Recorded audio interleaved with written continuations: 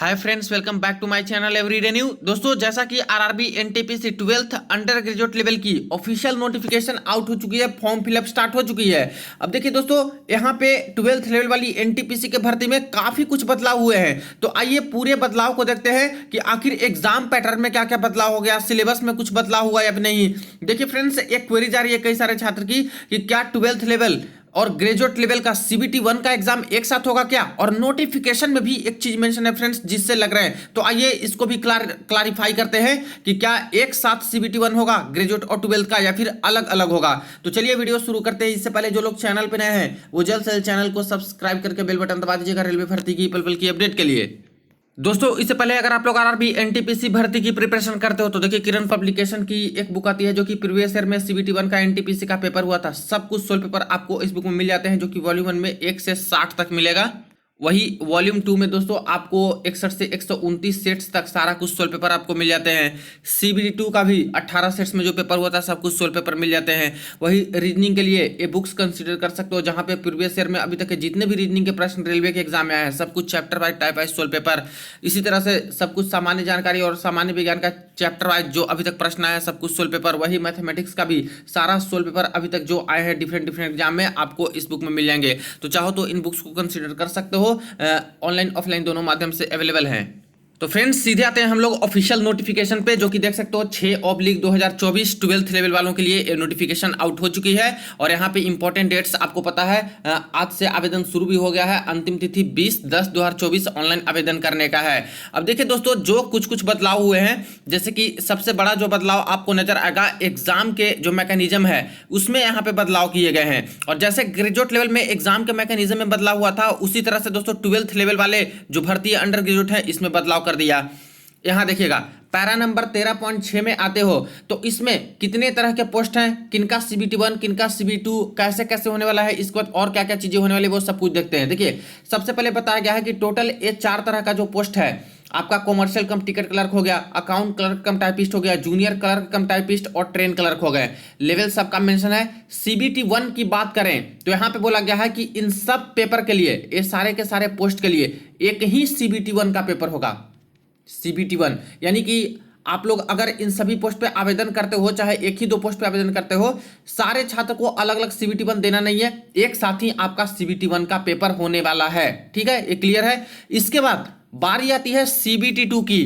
तो सीबीटी 1 का पेपर दे लेते हो तो उसके बाद सिर्फ और सिर्फ 15 गुना कैंडिडेट का सिलेक्शन होगा सीबीटी 2 के लिए, यानी कैटेगरी वाइज और जोन वाइज जितनी वैकेंसी है उसके 15 गुना कैंडिडेट का यहाँ पे सिलेक्शन होने वाले हैं। इसके बाद जब आपकी सीबीटी 2 कंडक्ट कराई जाएगी तो यहाँ पे तो 2 तरह का पोस्ट है, एक है लेवल 2 का और एक है लेवल 3 का। ठीक है, पहले क्या होता था 2019 में लेवल 2 के लिए अलग से सीबीटी 2 होती थी, लेवल 3 के लिए अलग से सीबीटी 2 होती थी। लेकिन फ्रेंड्स, अब इस रूल को खत्म कर दिया है जैसा ग्रेजुएट लेवल में किया है। अब यहाँ पे सीबीटी 2 का जो पेपर होगा वो भी दोस्तों कॉमन हो गया है फॉर ऑल पोस्ट। यानी अगर आप लेवल 3 के अंतर्गत सिलेक्शन लेके गए हो या फिर लेवल 2 के अंतर्गत सिलेक्शन लेके गए हो सीबीटी 1 देने के बाद, इससे कोई मतलब नहीं है।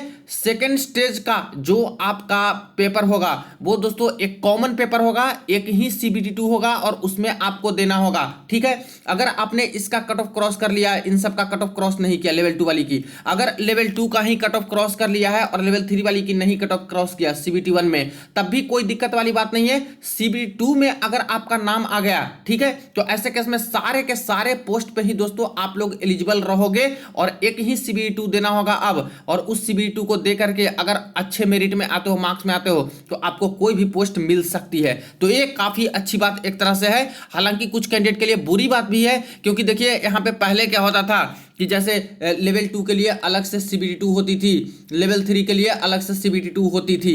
तो ऐसे केस में क्या होता था कि लेवल 2 का एक बार सीबीटी 2 देना पड़ता था, लेवल 3 का एक बार सीबीटी 2 देना पड़ता था। तो अगर लेवल 2 वाली पेपर खराब चली गई किसी कारणवश से और लेवल 3 वाली अच्छी चली गई तो चांसेस बढ़ जाते थे सिलेक्शन के। अगर लेवल 3 वाली ही खराब चला गया पेपर टफ क्वेश्चन के कारण, या फिर उनकी प्रिपरेशन उतनी अच्छी ना रहो, या फिर कुछ चीजें ऐसी हो जाती है एग्जामिनेशन हॉल के समय, तो अगर लेवल 2 वाला अच्छा चला गया पेपर तो इसमें सिलेक्शन होने के चांसेस हो जाते थे। भले 2 बार यहाँ पे पेपर देना पड़ता था, छात्र के पैसे खर्च हो जाते थे, रहने खाने ये सब की वो चीजें अलग है, ठीक है। बट दोस्तों ये एक चांसेस रहता था और कई कैंडिडेट ग्रेजुएट लेवल वाले में भी बोल रहे थे कि गलत किया रेलवे ने, अलग अलग लेवल का लेती तो अलग अलग ठीक रहता। अब यहाँ पे दिक्कत ये है फ्रेंड्स कि अगर ऐसे कर दिए हैं तो छात्र के लिए तो पैसे तो छात्र का बचेगा, टाइम भी बचेगा, ठीक है, क्योंकि एक CBT 2 अब लेंगे तो एक ही बार पेपर इनको देने जाना होगा, लेवल 2 लेवल 3 सभी के लिए। लेकिन हुआ क्या है कि यहाँ पे ये सारी दिक्कतें हैं कि एक बार में पेपर आपका सही गया तो चलिए सही है, वरना सारे पोस्ट अगर खराब गया तो सभी पोस्ट से हाथ धो लीजिएगा। दूसरी चीजें है, ऐसे करने से दोस्तों, कॉमन करने से पोस्ट प्रेफरेंस का यहाँ पे वैल्यू काफी बढ़ गया है। क्योंकि पहले अगर आपका सिलेक्शन हुआ CBT 1 में लेवल 3 वाले पोस्ट पे और लेवल 2 वाले पोस्ट पे, दोनों पे, तो CBT 2 आपको 2 बार देने जाना होता था। लेवल 3 का पहले होता था और उसमें सिलेक्शन हो गया तो आपकी पोस्ट रिजर्व हो गई, लेवल 2 आपको छोड़ना होता था, ठीक है। लेवल 3 में नहीं हुआ तो लेवल 2 में आपको मौका मिलता था और लेवल 2 का पेपर दिए और अच्छा मार्क्स हो गया तो लेवल 2 में आपका नौकरी मिल जाता था, ऐसे होते थे। लेकिन अब क्या है कि अब तो यहाँ पे सिर्फ एक ही CBT 2 होंगे, तो सिर्फ और सिर्फ सारे पोस्ट का प्रेफरेंस डालिएगा फॉर्म भरते समय। अब हो सकता है कि कई कैंडिडेट है जो कि लेवल 3 का पहला पे रखेंगे, फिर लेवल 2 वाली पोस्ट का ये सब का दूसरा पे, तीसरा पे, चौथा पे, ऐसे करके पोस्ट प्रेफरेंस रखेंगे।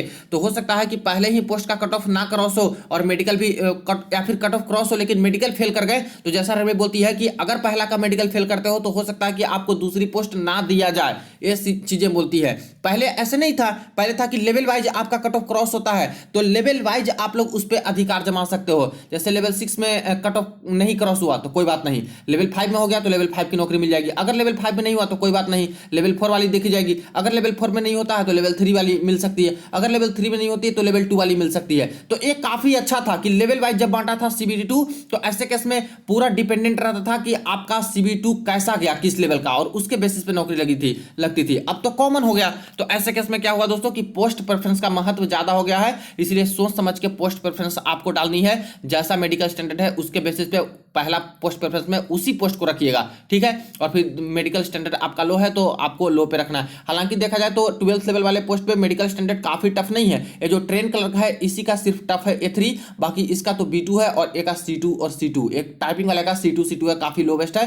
तो चाहिए चश्मा लगाते हो आप लोग तो ऐसे केस में इन सभी पोस्ट को ऊपर रख सकते हो और ट्रेन कलर वाली पोस्ट को सबसे लास्ट में रख सकते हो। तो एक क्लियर हो गया कि CBT 1 में भी कॉमन होगा, CBT 2 का भी दोस्तों कॉमन यहाँ पे पेपर होने वाले हैं। और इसके बाद जब CBT 2 का पेपर हो जाएगा उसके बाद आपके मेरिट देखे जाएंगे, पोस्ट प्रेफरेंस देखे जाएंगे, उसके बाद आपको नौकरी लगेगी कि कौन पोस्ट मिलनी चाहिए। जो पहले आपका लेवल 3 क्रॉस करने से CCTC मिल जाता था वो ऐसे नहीं मिलेगा, पोस्ट प्रेफरेंस भी देखा जाएगा, मार्क्स भी देखे जाएंगे, तब जाकर के आपका है जो कि पोस्ट अलॉटमेंट बाद में करेंगे।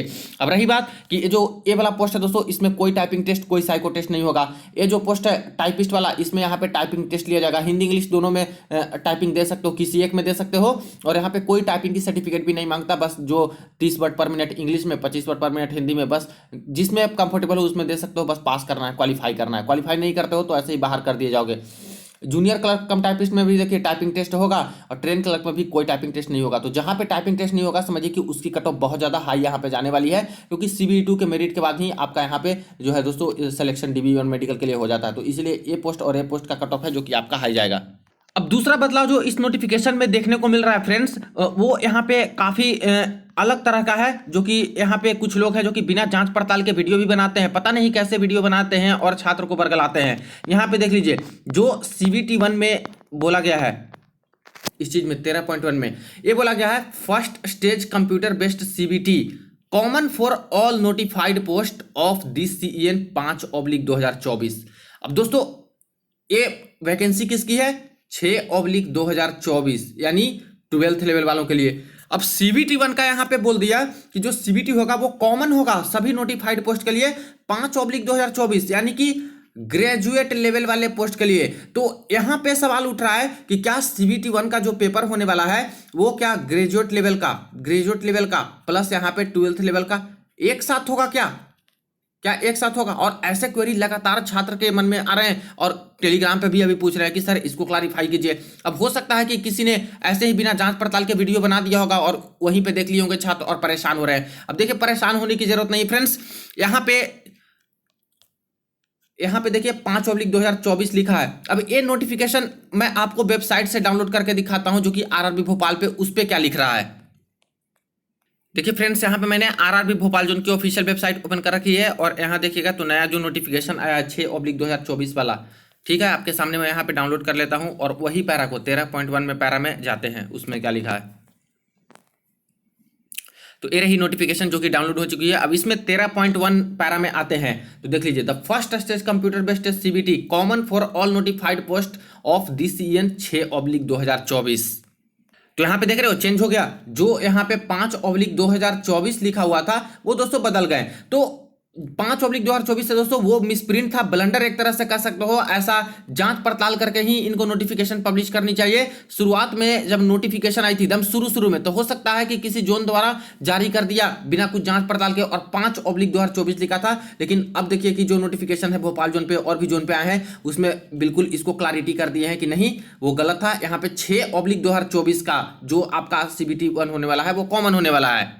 देखिए सेम नोटिफिकेशन था 6/2024, जिसमें 13.1 पैरा में 5/2024 लिखा था। तो ये दोस्तों गलत है, यहाँ पे मिस प्रिंट है, इससे कंफ्यूजन में मत रहिए। कोई अगर बता रहे हैं कि एक CBT 1 होगा, ग्रेजुएट का भी एक साथ और 12th का भी एक साथ, ऐसा इम्पॉसिबल है। क्योंकि फ्रेंड्स यही तो सबसे मेन कारण था दोनों की भर्ती को अलग अलग करने का, 12th की भर्ती को अलग करने का और यहाँ पे ग्रेजुएट की भर्ती को अलग करने का। क्योंकि जब 2019 में भर्ती हुई थी तो सबसे बड़ा मुद्दा यही था कि 12th वाले छात्र के साथ आप लोग ग्रेजुएट वाले छात्र को बिठा करके CBT 1 का पेपर ले रहे हो, और इसके बाद CBT 2 होगा जो अलग अलग होगा। तो ऐसे में तो ग्रेजुएट लेवल वाले छात्र ही बाजी मार जाएंगे, सारे के सारे पोस्ट ले लेंगे, और ये तो बिल्कुल भी अन्याय है। तो सबसे बड़ा चीज यही था, और इसको रेलवे ने समझा और अलग अलग कर दिया कि अब 12th की अलग से भर्ती कराएंगे, ग्रेजुएट की अलग से भर्ती कराएंगे, और पेपर भी अलग अलग यहाँ पे लेंगे। ठीक है, वो अलग बात है कि 12th में भी ग्रेजुएट वाले लोग आवेदन करते करते हैं, ठीक है, बट एक साथ भर्ती करा करके 12th ग्रेजुएट का और एक साथ CBT 1 लेना, ये दोस्तों छात्र इससे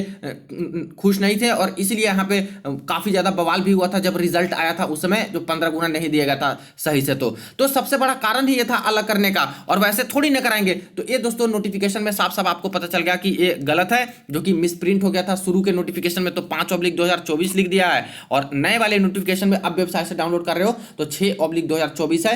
यानी कि CBT 1 का जो पेपर होने वाला है वो आपका 12th लेवल का अलग होगा दोस्तों। उसके एग्जाम के पैटर्न सेम रहेंगे, लेकिन वहां पे खास करके क्वेश्चन का लेवल होगा वो उसी के अकॉर्डिंग रहेगा, 12th के लेवल ही होगा। और ग्रेजुएट वालों का रहेगा क्वेश्चन लेवल, वो ग्रेजुएट लेवल के अकॉर्डिंग ही आपके रहने वाले हैं। ग्रेजुएट लेवल वालों का अपना अलग से CBT 1 होगा, उनका अलग से CBT 2 होगा, और आप लोग का 12th वालों का अलग से CBT 1 होगा सभी 12th के साथ, 12th लेवल वाले के साथ, और अलग से CBT 2 आपका 12th लेवल वालों के लिए ही होंगे। ठीक है, तो आई थिंक कि आपका डाउट यहाँ पे क्लियर हो गया होगा।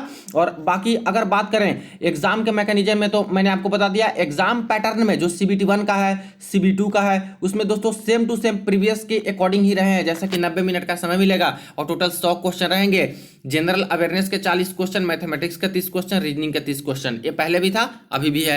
इसी तरह से CBT 2 में आते हैं तो इसमें भी दोस्तों सेम टू सेम पहले की तरह ही है, 90 मिनट, 120 क्वेश्चन, 50 जनरल अवेयरनेस के CBT 2 में, इसके बाद मैथमेटिक्स के 35 और रीजनिंग के 35 और 1/3 यहाँ पे निगेटिव मार्किंग भी है जो कि रहता है CBT 1 CBT 2 में। ठीक है, मेरिट आपकी CBT 2 के मार्क्स से बनेगी, CBT 2 में अच्छा मार्क्स लगेगा उसके अकॉर्डिंग ही मेरिट बनेगी। लेकिन CBT 1 में भी क्वालिफाई करना बहुत जरूरी है, क्योंकि दोस्तों कट ऑफ टफ जाने वाले, हाई जाने वाले हैं, क्योंकि कंपटीशन यहाँ पे NTPC की भर्ती में काफी रहती है। सिलेबस की बात करें तो सिलेबस में कोई भी बदलाव नहीं है फ्रेंड्स, सिलेबस आपका as it is same to same जो पहले 2019 की नोटिफिकेशन निकली थी उसी के अकॉर्डिंग सारा कुछ सिलेबस है। तो जैसा प्रिपरेशन आपका चल रहा है उसी के अकॉर्डिंग प्रिपरेशन कीजिए। बाकी सिलेबस को अच्छे से ध्यान में रख करके सारे टॉपिक को आपको कवर करना होगा। तो सिलेबस में कोई बदलाव, कोई चेंजेज यहाँ पे नहीं हुआ है। तो आई थिंक कि आपका डाउट सारा कुछ क्लियर हुआ है। ये सारे कुछ जो बदलाव हुए थे मैंने डिस्कस कर दिए। वीडियो को दोस्तों के साथ शेयर कर दीजिएगा फ्रेंड्स। चलिए मिलते हैं नेक्स्ट वीडियो में, नेक्स्ट अपडेट में।